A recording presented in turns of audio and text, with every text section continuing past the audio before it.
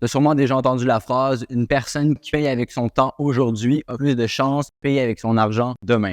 C'est très vrai, mais maintenant avec la nouvelle ère, la nouvelle approche commerciale en B2B qui change énormément, on voit, si tu jettes un coup d'œil à ton CRM, plusieurs études qui montrent cette statistique arriver. Non seulement il y a plus de chances que quelqu'un achète, mais dans cette nouvelle ère, les gens ont besoin, tes prospects ont besoin de passer un minimum de 5 à 7 heures avec ton entreprise. Ce qui peut paraître absolument énorme, et ce l'est, mais quand on a les bons systèmes, on a la bonne manière de faire, on utilise les bons actifs, on peut arriver à ces 5 à 7 heures-là beaucoup plus vite. Donc, il y a certaines compagnies, et c'est le but de cette vidéo, c'est de ne pas faire ça, c'est qu'ils vont arriver à ces 5 à 7 heures-là, mais en 2 ans. Ce qu'on veut pas faire. On veut pas avoir des cycles de vente aussi longs. Notre objectif, ça va être d'atteindre ces chiffres-là, donc les 5 à 7 heures, environ autour de 6 à 9 mois, gros maximum, ce qui va nous donner des cycles de vente intéressants, encore une fois, pour des produits autour de 10 à 50 000 euros. La nouvelle approche de compresser le temps et la qualité du temps que tu passes avec tes prospects, au lieu de passer 6, 8, 9, même plus de 15 mois dans tes cycles de vente, j'ai été capable d'aller closer personnellement pour mon entreprise 255 000 de contrats valant tous plus de 30K à court terme jusqu'à 130K à long terme seulement dans les 50 derniers jours. 255 000 de contrats closés dans les 50 derniers jours et on parle de cycles de vente de 2 à 3 mois. Donc, ces 255 000 sont seulement des cycles de vente qui ont été entre 2 à 3 mois. Donc, j'ai d'autres contrats qui ont closé avant et qui sont en processus, mais qui ont été un peu plus longs que ça. Ce que je vais te mentionner, c'est exactement comment j'ai réussi à aller chercher les contrats à plus de 30 000 jusqu'à 130 000 qui m'a justement permis d'atteindre le 255 000 dans les 50 derniers jours en 2 à 3 mois. Premier contact, donc d'un inconnu qui m'avait jamais parlé à 255 000 de closer. Toutes les stratégies que je vais te mentionner dans cette vidéo, c'est spécifiquement pour des produits de formation professionnelle, de conseils ou d'EdTech entre 10 à 50 000. Première chose importante à comprendre, c'est qu'il faut être fou pour ne pas penser, pour ne pas comprendre qu'il faut plusieurs heures d'interaction avec tes prospects, surtout quand c'est la première fois qu'ils sont rentrés en contact avec toi pour closer des deals de cette taille. Ce qui est certain, c'est qu'il y a très peu de chances que tu closes un deal à plus de 10 000 euros par un seul courriel, un seul appel. Ça n'existe plus. Peut-être il y a 3 à 5 ans, mais aujourd'hui, ça ne fonctionne plus comme ça. Il faut que tu aies une structure de vente, une approche et des actifs derrière le premier contact extrêmement rodés. Quand tu y penses, c'est un peu comme si tu demandes quelqu'un en mariage quand tu n'as même pas fait de premier rendez-vous avec la personne. Ça fonctionne juste pas comme ça. Il faut bâtir une confiance, il faut bâtir un engagement avec la personne. Et encore une fois, on veut pas le faire en 9 mois, 1 an, 2 ans, 3 ans. On veut vouloir compresser ce temps-là le plus qu'on peut avec ce qu'on contrôle pour venir closer des deals entre, comme j'ai mentionné tout à l'heure, 2 à 6 mois pour vraiment rapetisser le cycle de vente, même avec le marché qui est complètement de gauche à droite et les budgets qui réduisent. Donc, je veux que tu t'imagines quelque chose rapidement. Donc, imagine que tu rencontres quelqu'un pour la première fois. Donc, c'est un total inconnu. Si tu passes 5 ans avec cette personne, tu es dans la même maison, dans le même quartier, tu passes des centaines, des milliers d'heures avec quelqu'un, quel point est-ce que ça serait facile de transformer cette personne en client? Extrêmement facile. La personne a 100% confiance en toi, elle s'est engagée. Tout ce qui manquerait dans cette équation de temps, c'est que cette personne qui te fait confiance voudrait seulement avoir la confirmation d'un retour sur investissement. Donc, tu as la confiance de la personne. Tout ce qui manque, c'est que cette personne croit qu'elle va obtenir un retour sur investissement sur qu'est-ce qu'elle te donne. Même si elle te fait confiance à 3000%, si elle a passé des milliers d'heures avec toi, c'est d'ailleurs ce qu'on voit sur LinkedIn. On voit plusieurs entreprises de certains de leurs prospects ont passé des centaines d'heures avec eux, donc de manière parasociale, c'est-à-dire indirecte, mais ils n'achètent toujours pas. Et ça, c'est parce que leur positionnement, leur éducation de leurs prospects et le temps qu'ils ont passé avec leurs prospects n'est pas la bonne manière de les transformer en clients. Donc, il y a ces deux concepts-là. Le premier, c'est que le plus de temps qu'on passe avec quelqu'un physiquement, c'est la meilleure façon, mais de manière digitale, plus de chances qu'on arrive vers le côté client. Mais le deuxième point extrêmement important, c'est d'avoir une preuve de retour sur investissement que je vais parler dans quelques instants. Dans la recette pour transformer quelqu'un, bien évidemment, la confiance, c'est dans les gros éléments et ça vient principalement du nombre de temps qu'on passe avec la personne. Maintenant, comme je viens juste de le mentionner, pourquoi est-ce que certaines entreprises, certains prospects vont passer des centaines, des milliers d'heures avec quelqu'un en ligne, mais vont toujours pas acheter leurs produits? C'est pas parce qu'ils les aiment pas, parce que ça n'a aucun rapport dans la structure de comment une vente fonctionne, mais c'est parce qu'il n'y a pas de douleur qui est souvent connectée au retour sur investissement d'une manière ou de l'autre. Donc, si on ne stimule pas la douleur, que ce soit dans le marketing ou dans la vente, je dirais que dans la plupart des cas, c'est dans le processus de vente, il va pas avoir d'achat, tout simplement. Donc, il faut comprendre qu'on veut passer le plus de temps possible de manière efficace avec nos prospects à grande échelle, mais on veut aussi leur stimuler leur douleur, donc leur faire comprendre de l'urgence de prendre action, à quel point il va avoir un retour sur investissement. Encore une fois, on parle en B2B et c'est ces deux éléments-là. Si on en manque un ou l'autre, on n'arrivera pas à une vente. Ça ne fonctionnera pas. Il faut qu'il y ait la confiance, il faut qu'il y ait la douleur qui, encore une fois, est souvent connectée au retour sur investissement parce qu'on perd quelque chose, on manque quelque chose et tout simplement que le monde est en train de bouger. Donc, s'il y a un retour sur investissement maintenant, peut-être que dans 2 ans, il n'y en aura pas, ce qui stimule l'urgence indirectement. Faire la conclusion de mon point, il faut avoir de la confiance avec tes prospects qui est souvent créée à travers le temps que tu passes avec ton prospect. Et le deuxième point, c'est la douleur. Donc, à quel point est-ce qu'il y a une urgence, une garantie dans sa tête, donc une conviction sur le retour sur investissement. Et ces deux facteurs-là vont mener à une prise d'action. Donc, avant de passer, disons, les 5 à 7 heures de temps avec ton prospect, tu dois réussir à avoir un premier contact. Ce premier contact, c'est qu'est-ce que j'appelle un peu de temps. Donc, on cherche à avoir en moyenne, disons, entre 30 à 60 secondes du temps de ton prospect. Donc, c'est quoi exactement ces 30 à 60 secondes? Ça va être souvent de ta campagne d'email, de ton SEO, de ton bouche à oreille. Le premier contact que la personne va lire un post, voir quelque chose, on va attirer son attention pour la première fois. Donc ça, évidemment, c'est l'étape numéro 1 du processus. Et à partir de ça, la plupart des entreprises, déjà, sont extrêmement nulles à générer les 30 à 60 premières secondes, c'est-à-dire générer de l'attention de leurs prospects qualifiés à grande échelle. Ils sont déjà mauvais, mais ils sont surtout mauvais à transitionner 30 à 60 secondes à 5 à 7 heures d'engagement qui stimule la douleur et pas seulement générer 5 à 7 heures d'engagement pour le fun sans avoir de plan de match spécifique et sans avoir une séquence d'action qui va mener à une vente de manière directe. En premier, un peu de temps à beaucoup de temps. Juste avant que je passe dans comment faire en sorte d'utiliser et de créer ces 5 à 7 heures d'engagement, donc beaucoup de temps avec tes prospects, je vais te partager en premier c'est quoi qu'on veut faire de ce temps. Donc, c'est génial d'avoir du temps avec quelqu'un, mais si on n'est pas efficace et si on ne fait pas les bonnes choses, exactement comme j'ai mentionné avant, la vente va finir nulle part, la personne va simplement toujours repousser, il n'y aura pas la douleur que je parlais. Donc, comment utiliser le beaucoup de temps efficacement? Le premier point qui, selon moi, est criminel pour les entreprises que je travaille avec, c'est-à-dire des entreprises de formation professionnelle, de conseil, d'EdTech, c'est qu'ils n'éduquent pas correctement de la bonne façon leurs prospects pour, encore une fois, revenir sur le point de la douleur. Ils n'éduquent pas leurs prospects pour comprendre l'urgence de prendre action et comprendre, encore une fois, le retour sur investissement qu'ils vont pouvoir avoir. Le deuxième point, c'est stimuler le gap. Donc, ça va être principalement dans le processus de vente, donc à travers des présentations, c'est-à-dire où est la personne, leur faire comprendre où est-ce qu'ils sont en ce moment et où est-ce qu'ils veulent aller. Donc, le pont entre où est-ce qu'ils sont en ce moment et où est-ce qu'ils veulent aller, c'est bien évidemment la solution. Donc, vraiment stimuler le gap pour leur faire comprendre qu'il y a un énorme gap, énorme trou entre où est-ce qu'ils sont et où est-ce qu'ils veulent aller. Le troisième point, c'est le positionnement. Donc, dans les 4 autres points que je vais te donner sur comment utiliser ce temps exactement, c'est quoi les mécanismes qu'on utilise, ce qui est magique à comprendre, c'est qu'on a le positionnement. Donc, quand on est dans la conversation avec le prospect, on a la direction de la philosophie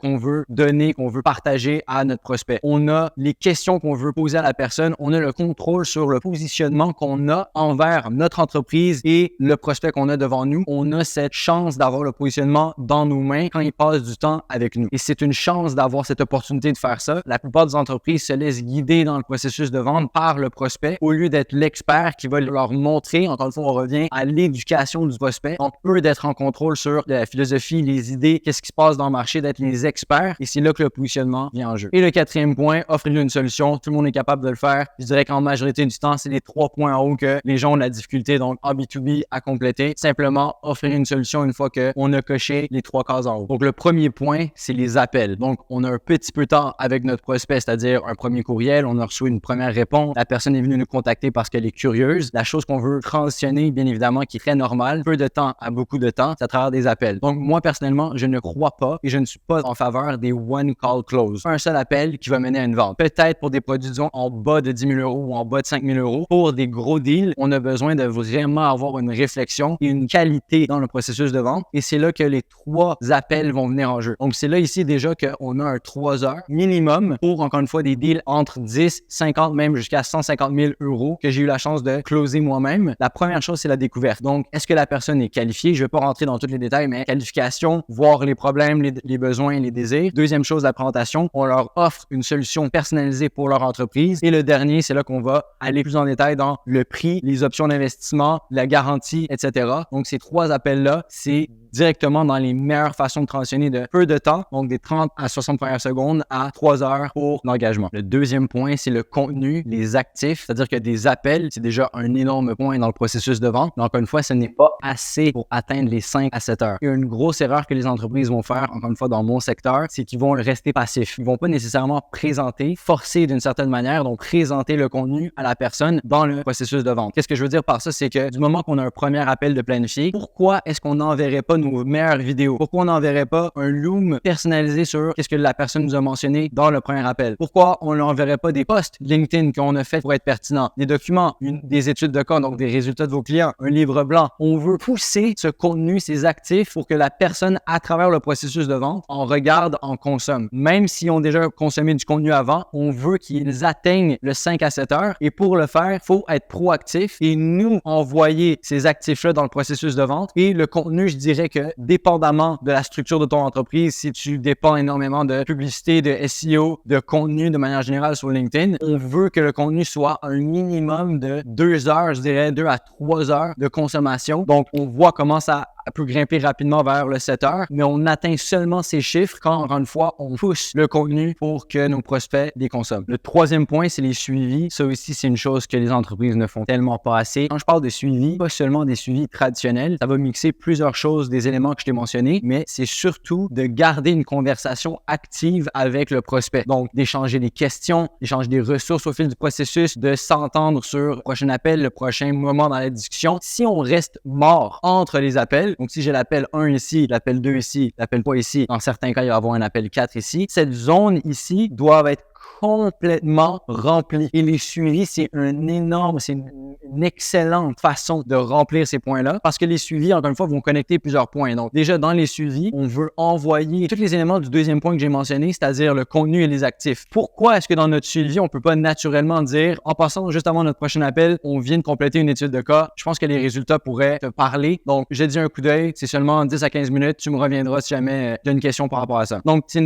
une excellente façon de suivre et je vais te donner un exemple. Donc, pour notre dernier partenaire, notre équipe de vente et moi-même, on a suivi, donc on a renvoyé des messages, que ce soit des courriels, que ce soit WhatsApp, peu importe, des suivis. On en a fait 74 avant de closer. Et quand on regarde ça, ça peut paraître énorme, ça peut paraître disproportionné, mais mon équipe de vente et moi, on s'est fait payer, je te laisse faire les mathématiques derrière, on s'est fait payer 400 € par suivi qu'on a fait. Donc, ça te donne une idée de quand on le regarde avec cette perspective-là, avec ce filtre. Quand on le regarde comme ça, je pense pas que tu serais malheureux de prendre 10 à 15 secondes de ton temps pour recevoir 400 €. Je pense pas que ça te dérangerait. Mais c'est ça l'objectif et c'est ça qui manque aussi dans les équipes de vente, dans l'entraînement des SDR, que je ferai une autre vidéo dessus, c'est que le suivi, on parle pas de faire un suivi aux 2 semaines, un suivi au mois. On veut constamment être en conversation, être en échange avec le prospect pour, encore une fois, réduire ce que j'appelle notre dette de temps. Donc, si on a 7 heures, je commence à remplir le tableau, si on a 7 heures qu'on doit avoir d'une manière ou d'une autre avec un prospect avant qu'il close, il faut qu'on paye cette dette de temps-là, encore une fois, avec des suivis, avec du contenu, avec des actifs, mais il faut en faire énormément. Donc, il faut revenir vers le prospect pour le prochain appel s'il n'a pas été planifié. Il faut envoyer des questions, partager des ressources, discuter avec la personne, discuter avec une autre personne dans l'équipe et c'est ça qui fait en sorte qu'on a 74 suivis. La différence, encore une fois, c'est que des entreprises, quand on regarde leur CRM, leur processus de vente, ils vont finir par avoir, disons, 50 à 74 suivis, conversations, sauf que ces 50 à 74 conversations vont être sur 12 à 24 mois. La différence, c'est qu'on veut compresser ces 64 suivis en 3 à 6 mois. Donc, on veut vraiment le compresser au maximum. Donc, encore une fois, ça fait partie de la dette de temps et les suivis, c'est quelque chose définitivement à faire et à avoir dans la liste. Juste avant de passer au point 3.1, parce que j'ai menti, j'ai ajouté 5 points à la place de 4. Je vais te parler rapidement de BE Partner. Donc, si tu es une entreprise de formation professionnelle, de conseil ou projet de tech qui fait plus de 1 million par an et tu cherches à justement implémenter une nouvelle approche, une nouvelle stratégie, un nouveau canal d'acquisition pour planifier plus de rendez-vous, avoir un partenaire qui va justement augmenter les revenus de manière garantie, je t'invite à regarder en description, planifier un appel avec moi-même au sujet d'une collaboration potentielle avec des partners. C'est tout. Maintenant, passons au troisième point. Le troisième point, ou plutôt le 3.1, c'est les commentaires. Et ça, c'est définitivement quelque chose que moi, entreprise, on travaille beaucoup plus fort sur les commentaires. Je dirais que c'est un de nos défauts. Pourquoi les commentaires? Donc, quand je parle de commentaires, je parle de commentaires LinkedIn. La particularité avec les commentaires LinkedIn, c'est que quand on fait un commentaire, toute notre audience voit notre commentaire. C'est-à-dire que si j'ai 500, je dis n'importe quoi, mais 500 prospects dans la base de données de mon SDR ou dans ma base de données à moi-même ou un de mes commerciaux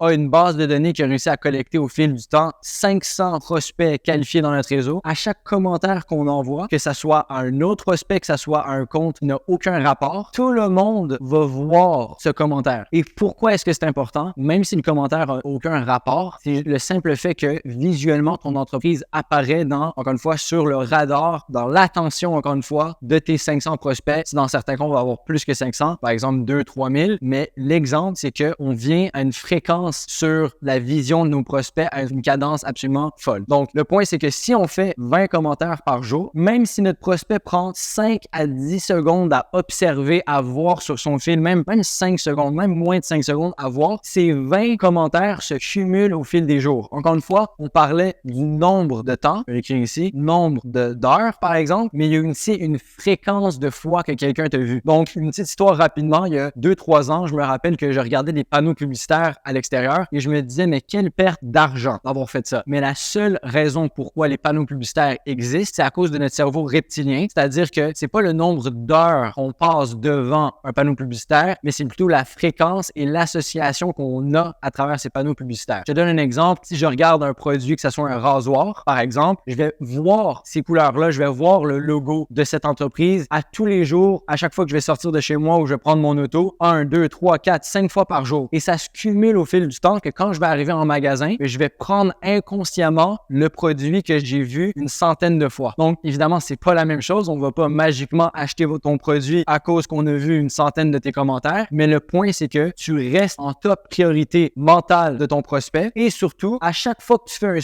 un suivi par commentaire, parce que c'est un style de suivi qui fonctionne, tout le monde va le voir. Donc, par association avec ce prospect que tu suis, il va y avoir 500 autres prospects que tu vas indirectement toucher. Donc, c'est un peu comme un post, ça l'envoie à tout le monde, sauf que c'est une façon que tes SDR et que ton équipe commerciale peuvent faire des suivis encore plus pertinents. Le quatrième point, le classique, des événements et des rendez-vous en personne. Donc, bien évidemment, c'est dans les plus efficaces. On va pas se mentir, on se parle, on se serre la main, on se voit dans les yeux, on se sent, on est dans la même pièce, on a la même énergie, on peut sentir l'énergie de l'autre personne, on peut rapidement avoir plus confiance en quelqu'un. Donc, bien évidemment, 1 heure d'appel versus 1 heure en personne, ça ne s'équivaut pas. Pas la même chose. 1 heure en personne vaut beaucoup plus en termes de confiance, d'engagement, etc. qu'une heure en appel. Le problème, c'est qu'on a très peu de leviers. Donc, si j'avais infini temps, infini commercial, infini ressources, ça serait bien évidemment la meilleure et la seule chose que je mettrais en place, c'est de rencontrer tous mes prospects, toutes les personnes que je suis en contact avec en personne. Le problème, c'est que ça prend encore une fois beaucoup d'énergie, beaucoup de temps et très complexe. Donc, si on avait infini ressources, ça serait la meilleure façon de faire, mais c'est à cause qu'on n'a pas une infinité de ressources qu'on va utiliser du contenu, des appels en digital, on va utiliser des suivis efficaces. Mais si tu as l'opportunité, bien évidemment, j'ai pas besoin de te raconter à quel point c'est efficace. Les événements en personne et les rendez-vous en présentiel, c'est bien évidemment top de la liste, simplement qu'on n'a pas beaucoup de leverage. Pour résumer cette vidéo, une personne qui paye avec son temps aujourd'hui, dans cette nouvelle ère, a beaucoup plus de chances de payer avec son argent demain. On cherche 5 à 7 heures d'engagement avec tes prospects, donc voilà comme une